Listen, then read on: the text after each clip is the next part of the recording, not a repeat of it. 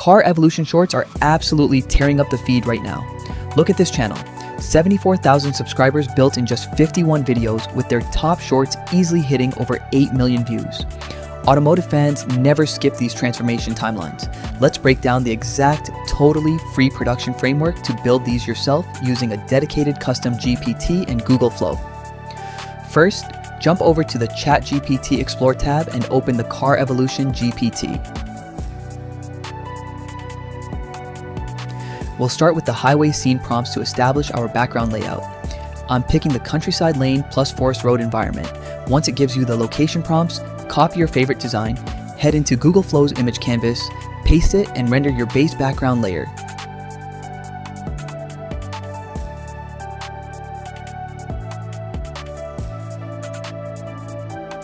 Next, go back to ChatGPT, type car evolution prompts, and pick your vehicle.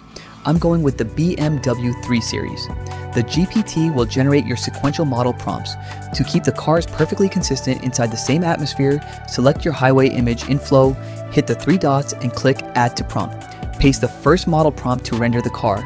Then, use that generated car image as your next visual reference anchor, paste Model 2, and repeat this chain until every year's model is done. Now, let's convert the states into clean motion transitions. Switch Flow to video mode and select the VO 3.1 light configuration as your engine model. Drag your first model image into the start frame slot and your second model image into the end frame slot. Paste the video prompt from ChatGPT and hit generate.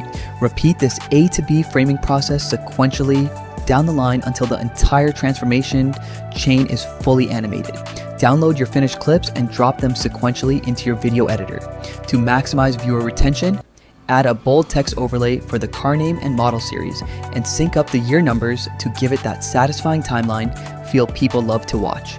Export in high quality vertical HD and you're ready to post. Hit subscribe for more direct tech workflows, and I'll see you in the next one.